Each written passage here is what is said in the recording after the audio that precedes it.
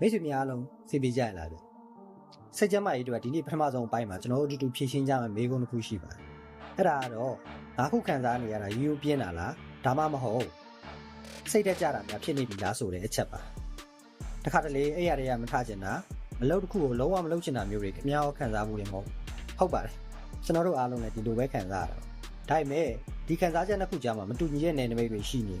အဲ့ဒါတွေကိုကျွန်တော်တို့မှန်ကန်စွာခွဲခြားသိရှိပြီးမှမယ်ကျွန်တော်တို့ကိုမှန်ကန်တဲ့ဂရုစိုက်မှုမျိုးတွေပြန်ပေးနိုင်မှာမဟုတ်လားဒါဆိုရင်ဒီနှစ်ခုကိုဘယ်လိုခွဲခြားမလဲ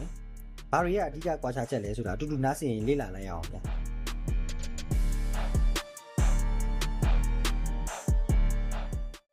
ပြင်းချင်းဆိုတာဘာလဲပထမဆုံးပြင်းချင်းဆိုတာကိုရှင်းရှင်းလင်းလင်းသိအောင်လုပ်အောင်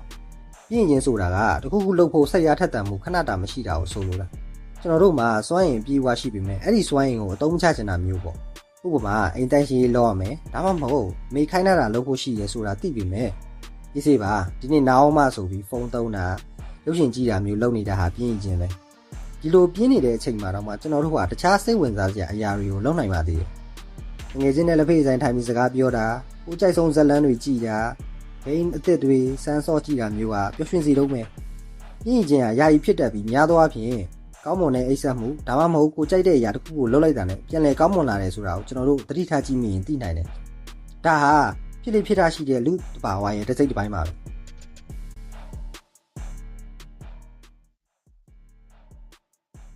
ဲစိတ်သက်ကြခြင်းဆိုတော့ပါလေစိတ်သက်ကြခြင်းကတော့ပြင်းခြင်းနဲ့လုံးဝမတူပါဘူးဒါဟာစိတ်ကျန်းမာရေးဆိုင်ရာပြဿနာတစ်ခုဖြစ်တယ်ဒီအတိုင်းထားလို့ရတဲ့အရာတစ်ခုမဟုတ်ဘူးဆိုတာမိတ်ဆွေတို့လည်းသိလောက်မယ်ထင်ပါတယ်စိတ်သက်ကြခြင်းကကျွန်တော်တို့ရဲ့စိတ်ခံစားချက်တွေမကဘဲနဲ့ကျွန်တော်တို့ရဲ့ရုပ်ပိုင်းဆိုင်ရာနဲ့အတွေးခေါ်တွေနောက်ပြီးတော့လုံနိုင်စွမ်းတွေကထိခိုက်စေတာကိုမေ့မထားသင့်ပါဘူးစိတ်သက်ကြရဆိုတာတကယ်တော့ကျွန်တော်တို့မှာစွမ်းရင်လုံးဝမရှိတော့တာကိုဆိုလိုတာပါဘယ်လိုမျိုးလဲဆိုတော့ဒုတိယဟာအမြဲတမ်းပင်ပန်းနှွမ်းနေတာမျိုးအမြဲတမ်းမောပန်းနေတာမျိုးကြီးခံစားရနေတာကစိတ်သက်ကြခြင်းရဲ့လက္ခဏာတစ်ချို့ပါပဲပိုရေးကြီးတတိထားကြည့်တဲ့အရာတစ်ခုကအရင်ကကိုယ်ပျော်ရွှင်စေခဲ့တဲ့အရာတွေပေါ်မှာတော့မှလုံးဝစိတ်ဝင်စားတော့တဲ့အချက်ပါပဲဒီခံစားချက်တွေကရက်တွေလတွေနဲ့ချီကြာရှည်နိုင်ပြီးတော့ဘဝရဲ့နေပယ်တိုင်းကိုဆိုးဆိုးဝါးထိခိုက်စေနိုင်ပါတယ်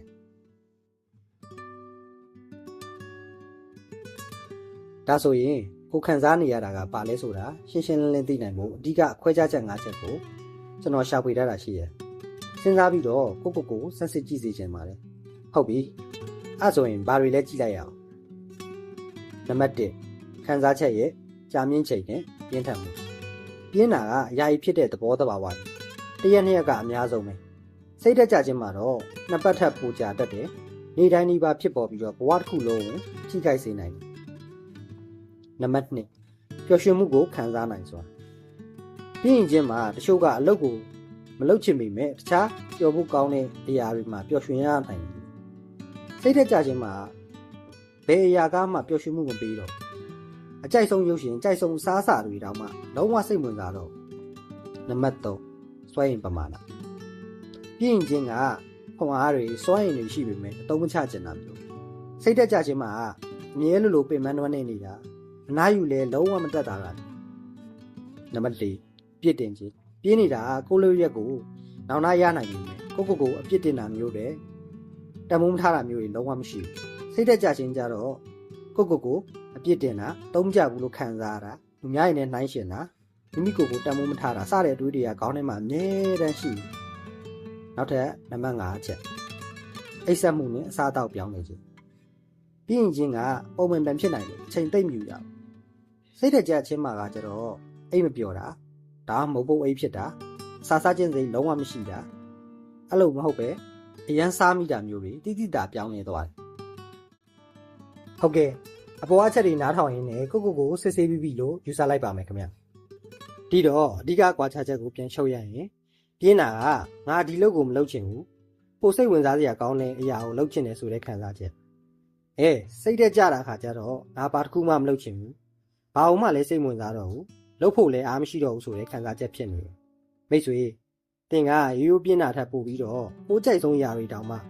ှစိတ်ဝင်စားနိုင်တော့တဲ့အထိရက်တော်ကြာခံစားနေရပြီဆိုရင်ဒါကိုဘာမှမဟုတ်ဘူးဆိုပြီးတော့လှူရှူပြီးတော့မနေလိုက်ပါနဲ့ကိုယူဆိုင်ဖို့အချိန်ပေးပါလိုအပ်လာရင်ကိုယုံကြည်ရတဲ့တငယ်ချင်းမိသားစုဝင်ကိုရင်ဖွင့်ပါဒါပေမဲ့နောက်ကျတော့ဒါနဲ့အထိုးမခံရစေနဲ့ပေါ့ဒါမှမဟုတ်စိတ်ကျမ်းမာရေး ဆရာဝန်တွေနဲ့ကျွမ်းကျင်သူတွေနဲ့တိုင်ပင်ပြီးတော့ကိုယ့်ရဲ့ဖြစ်နေတဲ့အရာတွေကိုပြောပြဖို့လုံးဝမသုံးဆုပ်ပါနဲ့ဒါကချက်ဆရာမဟုတ်ပါဘူးကိုကိုရှစ်လို့ယူဆိုင်တာပဲဖြစ်ပါတယ်မိမိကိုမိမိစာနာမှုထားပါတင်ကိုယ်တိုင်ကဒီခံစားချက်တွေကိုဖန်တီးတာမဟုတ်ပဲနဲ့ဒါဟာကုသလို့ရတဲ့ကျန်းမာရေးပြဿနာတစ်ခုဆိုတာကိုအရင်ဆုံးနားလည်ထားဖို့အရေးကြီးပါတယ်ကဲဒီနေ့တော့ပြင်းချင်းနဲ့စိတ်တက်ကြခြင်းကြားကနယ်နိမိတ်တွေကိုရှင်းရှင်းလင်းသိသွားပြီလို့မျှော်လင့်ပါတယ်ဒီချက်တွေကအသင့်ကိုယ်တင်ဒါမှမဟုတ်တစ်ပတ်ဝန်းကျင်ကလူတွေကိုပို့ပြီးတော့နားလည်ပေးနိုင်မှုထောက်ကူပြုမယ်လို့လည်းမျှော်လင့်ပါတယ်ခင်ဗျာ